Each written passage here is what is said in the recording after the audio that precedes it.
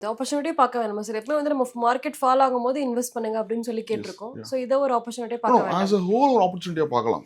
இது ம். மார்க்கெட்டோட கரெக்ஷனை வந்து நீங்க வெளியில போகணும் அந்த மாதிரி யோசிக்காதீங்க. பட் இந்த ஒரு 2 3 நாளோட ரைசிங்கை வந்து மார்க்கெட் இதுக்கப்புறம் ரேலி ஆயிடும்ன்ற மாதிரி யோசிக்க முடியாது.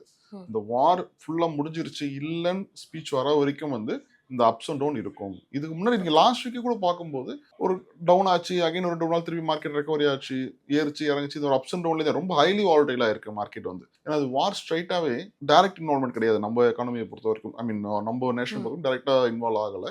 ஓவரால் வந்து எக்கனாமிக் இம்பாக்ட் தான் இருக்குது. ஒரு க்ரூட் உள்ள வரல, இல்ல இதனால இன்ஃப்ளேஷன் மேல போக போகுது, நம்மளோட எக்கனாமிக் ஸ்லோ டவுன் ஆகும். இந்த மாதிரி விஷயங்கள் இருக்கணும் போது இந்த மாதிரி ஸ்பீச் அனௌன்ஸ்மெண்ட் கொடுக்குறோம் இல்லையா, இந்த வார் இப்போ ம். நான் இந்த அட்டாக் பண்ண போறேன்றது ஒரு நெகட்டிவ் நியூஸ். அப்போ இந்த அட்டாக் பண்ண அந்த நியூஸ் வரும்போது என்ன ஆகுது, இதனால இம்பாக்ட் பெருசாகுமா அப்படின்ற சென்டிமெண்ட்ல க்ரௌட் ரியாக்ஷன் தான் ஆகுது. அப்போ அது இறங்குது.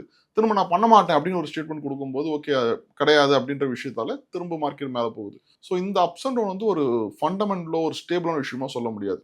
யார் ஸ்டேட்மெண்ட்டை மாற்றினாலும் அது ஒரு புஷ் கொடுக்கும் மார்க்கெட்டில். அதனால் இதை பேஸ் பண்ணி இன்வெஸ்ட் பண்ணுறது ரைட்டான சாய்ஸாக இருக்காது. பட் நீங்கள் முதல்ல சொன்ன மாதிரி மார்க்கெட் கரெக்ட் ஆயிருக்கு, ம். இது ஒரு ஆப்பர்ச்சுனிட்டியாக யூஸ் பண்ணலாமா? எஸ், இந்த கரெக்ஷன் வந்து ஒரு நல்ல என்ட்ரி பாயிண்ட்.